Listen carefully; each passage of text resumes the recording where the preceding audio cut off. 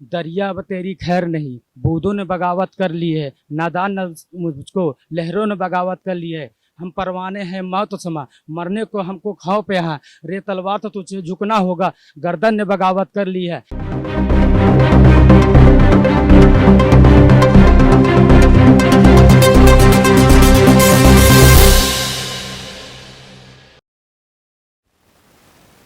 नमस्कार, आप देख रहे हैं और 24 न्यूज़। सिटीजन हाउसिंग प्रेजेंट जनता की आवाज़ में आपका स्वागत है। अभी मैं इलाहाबाद यूनिवर्सिटी कैंपस में खड़ा हूं और हमारे साथ बहुत सारे छात्र हैं जो चुनावी चर्चा पे बात करेंगे। अभी उत्तर प्रदेश में 2022 में फरवरी में विधानसभा चुनाव होना है। उस विधानसभा चुनाव पे हम जानेंगे छात्रों की क्या राय है, ये किसे जिताना चाहते हैं, किसे हराना चाहते हैं, किसकी सरकार बनाना चाहते हैं। तो दोस्त आइए आपसे बात करते हैं। आपका नाम क्या है? मैं मोहम्मद सैफ। मोहम्मद साहब जी, यही पढ़ाई करते हैं। तो क्या लगता है इस बार का माहौल, क्या लगता है आपको, कौन जीतने वाला है?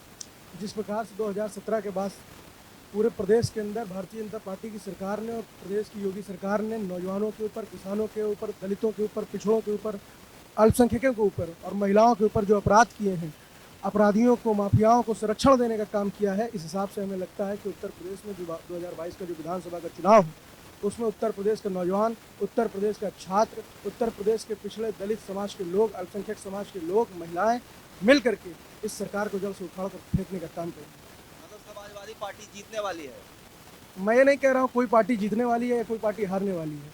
मैं ये कह रहा हूँ कि जो नीति उत्तर प्रदेश सरकार की अभी तक रही है, पिछले 5 सालों में केवल और केवल दूसरे के कामों का फीता काटने का जो काम योगी जी ने किया है, उसको उत्तर प्रदेश की जनता देख रही है। जो नौजवानों के ऊपर लाठियां चलाई गई हैं, जो छात्र अपने हक और हुकूक की लड़ाई लड़ने के लिए जब इनसे अपनी मांग के लिए जाते हैं, इनके खिलाफ आवाज़ उठाने का काम करते हैं, तो लाठियों गोलियों के दम पर इनकी आवाज़ को दबाने का जो प्रयास करते हैं, उससे स्पष्ट है कि उत्तर प्रदेश का नौजवान इनको अब उत्तर प्रदेश की सत्ता बनाना नहीं देगा। योगी जी की सरकार जाने वाली है, लेकिन ये बताइए ना कि किसकी सरकार आने की संभावना है?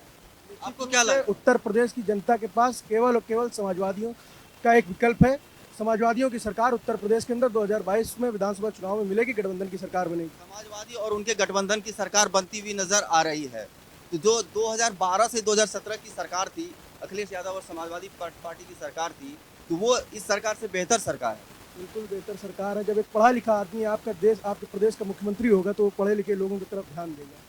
और जब एक तबेले और जो है गाय भैंस चराने वाला व्यक्ति जब प्रदेश का मुख्यमंत्री बन जाएगा, तो उसी तरीके की बात करेगा, गाय और भैंस को नहलाने का काम करवाएगा, उत्तर प्रदेश के नौजवानों से पकौड़ा करवाने का काम करेगा। तो आप ये बताइए कि 2022 में अखिलेश जी की सरकार बनेगी, तो आप सबसे पहले क्या चाहेंगे कि क्या सबसे अच्छा हो? देखिए, हम चाहेंगे उत्तर प्रदेश के अंदर माननीय अखिलेश यादव जी की सरकार बने और जितने भी गठबंधन के दल हैं सबको गठबंधन में मिलकर के उत्तर प्रदेश के अंदर समाजवादियों की सरकार बने। जिस दिन ये सरकार बन जाएगी, सारे काम अपने आप अच्छे होने लग जाएंगे, सब काम अच्छे होंगे। बिल्कुल यादव ना। तो आप अपनी बात रखिए सर, इन्होंने बात रखिए। क्या होना चाहिए, कैसे अखिलेश यादव तो जीत रहे हैं, कैसे जीत रहे हैं, क्या रणनीति? देखिए, अखिलेश यादव जी को हर समाज का समर्थन मिल रहा है, पुरजोर समर्थन मिल रहा है। और पहले मैं ये वर्तमान की उत्तर प्रदेश की जो सरकार है इसके बारे में आपको थोड़ा सा बता दूं। आपको भी ज्ञात होगा, अभी विगत कुछ दिनों पहले ही टेट की परीक्षा हुई। ये परीक्षा सोची समझी साजिश के तहत कराई गई है और ये उत्तर प्रदेश प्रशासन और शासन मिलजुल कर, क्योंकि जब शासन का दबाव होगा तो प्रशासन वो अपना काम करेगा पूर्ण तरीके से। जहाँ पे शादी विवाह का कार्ड छापा जाता है, अभी हमने न्यूज़ देखा और पढ़ा भी, जहाँ शादी विवाह का कार्ड छापा जाता है वहाँ पे टेट का पेपर छपवाया गया था। और इसलिए छपवाया गया था कि ये पूरे उत्तर प्रदेश में बहुत तेज़ी से फैल जाए, ताकि मतलब आपका कहना है कि रोजगार नहीं देना है विद्यार्थियों को, तो साजिश के तहत परीक्षा पत्र लीक कराने का एक प्रोपेगेंडा रखा ये गया। उत्तर प्रदेश सरकार है, ये अपनी जिम्मेदारियों से भाग रही है, छात्रों को रोजगार न देना पड़े। रोजगार एक मुद्दा हुआ, और कोई मुद्दा कि जो योगी सरकार का 4.5 साल का कार्यकाल रहा है। मैं आपको गिना दे रहा हूँ। अभी आजमगढ़ में विगत कुछ दिनों पहले देख लीजिए, डबल हत्याएं हुई। अभी यहाँ फाफा में 4 लोगों की हत्या हुई। AK-47 से यहाँ अभी अम्बेडकर नगर में 2 से 3 दिन की बात है। ये कानून व्यवस्था है उत्तर प्रदेश सरकार की। कानून व्यवस्था और भी मुद्दे हैं उत्तर प्रदेश सरकार की, लेकिन जो भी मुद्दे हो उनका कैंपेन, मेरी बात उनका जो कैंपेनिंग होता है बड़ा हार्ड एंड फास्ट होता है। उस कैंपेन का कैसे आप लोग टैकल करते हैं? देखिए, इस समय जो कैंपेनिंग है उनकी, आप गांव में देखिए, बड़ी बड़ी लाठी रख के नौजवान जो किसान है, जिनका खेत बचा ही नहीं, वो इंतजार कर रहा है खूब अच्छे तरीके से कि भाजपा के लोग आए वोट मांगे। भाजपा के वोट आएंगे, वोट मांगे। जी मैं सेवा भी कर रहे हैं सब, अभी बहुत सारी वीडियो होंगी, मैं दिखा दूंगा आपको। अच्छा, जो वोट मांगने आएंगे उसको लाठी पड़ेगी? बिल्कुल पड़ेगी नहीं। पड़ रही है। गांव में आप जाके देखिए, शहरों की बात छोड़ दीजिए, गांव में जो बेस वोट होता है गांव का होता है। गांव में जाइए देखिए, इंतजार कर रहे हैं लोग लाठी और डंडे लेकर। तो आप ये बताइए कि 2022 में अखिलेश यादव की सरकार बनेगी, समाजवादी पार्टी की सरकार बनेगी, गठबंधन के साथ बनेगी, तो आप सबसे पहले क्या चाहेंगे कि हमारे देखिए, हम छात्र हैं, सबसे पहले शिक्षा व्यवस्था को सही करना चाहिए। हमारे नेता यहीं कोरोना काल में हम यहीं बैठे थे अपने साथियों के साथ आंदोलन पे, अखिलेश यादव ने वीडियो कॉल करके सभी साथियों से हालचाल लिया और आंदोलन को पहले तो वो हम लोगों से ये कहे कि अपनी जीवन रक्षा करो, उसके बाद आंदोलन को मजबूती देना, हमारा समर्थन तुम लोगों के साथ है। ऐसा नेता कहाँ होगा बताइए। मुबशिर हारून। आप अपना बताइए कि आप क्या चाह रहे हैं कि अखिलेश यादव या सब किसकी सरकार बनी? निश्चित रूप से 2022 में समाजवादी पार्टी की सरकार बन रही है, क्योंकि आपने देख रहा है कि 2014 में जब केंद्र सरकार में भारतीय जनता पार्टी सरकार में आई, उसने ये वादा करके आया था कि हम 2 करोड़ रोजगार देंगे, 15-15 लाख रुपए अकाउंट में ले आके देंगे।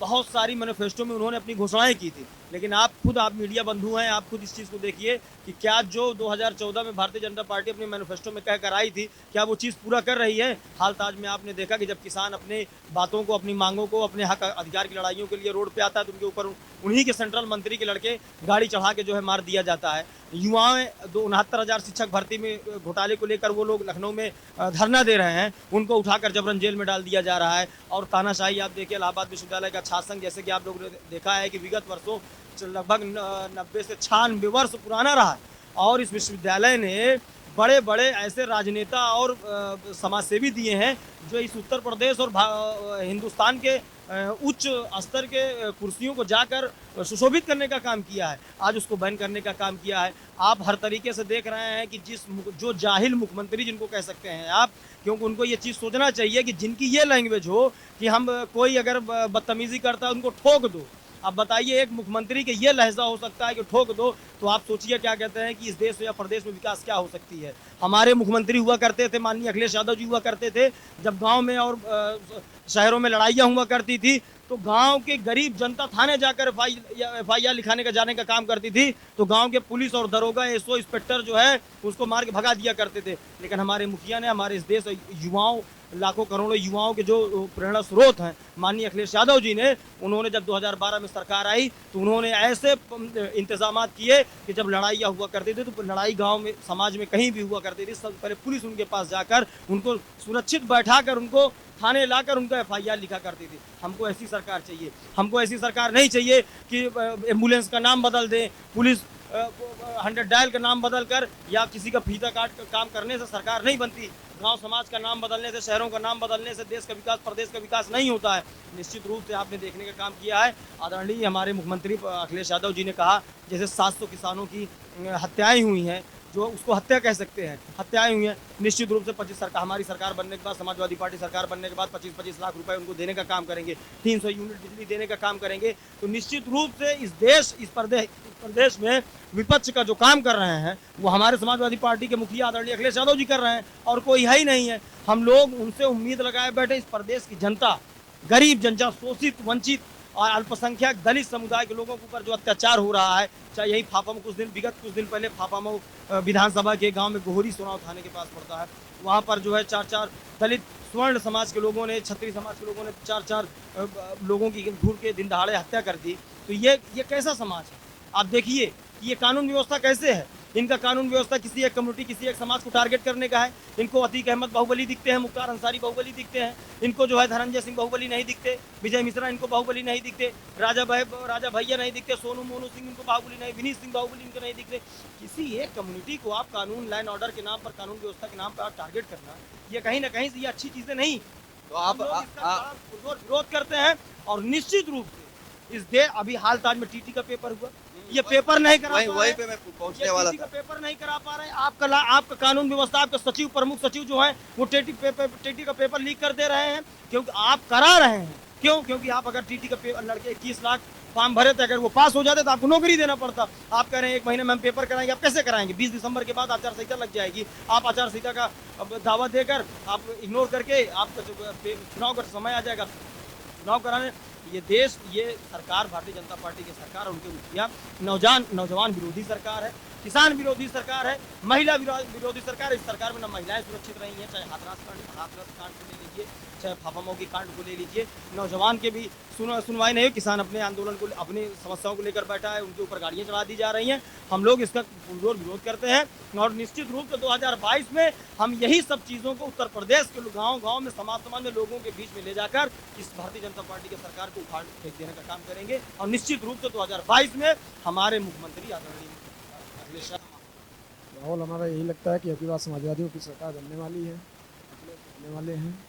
अखिलेश जी आने वाले हैं। अखिलेश जी आके फिर क्या लाने वाले हैं, ये बताइए।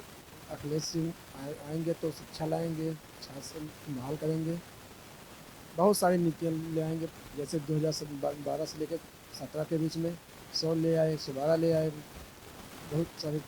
आप लोग छात्र हैं, अब छात्रों की सबसे पहली मांग क्या होगी? अखिलेश यादव जी सरकार बनाएंगे तो छात्रों आपका मुद्दा क्या रहेगा? शिक्षा में और अच्छा बेहतर हो, रोजगार में बेहतर हो। इलाहाबाद यूनिवर्सिटी से आप देख रहे थे जनता की राय, छात्रों की राय। चुनावी चर्चा पर हमने जनता की आवाज़ में छात्रों से राय ली है। हमारे इस चैनल को देखने के लिए शेयर करें, सब्सक्राइब करें और लाइक करें।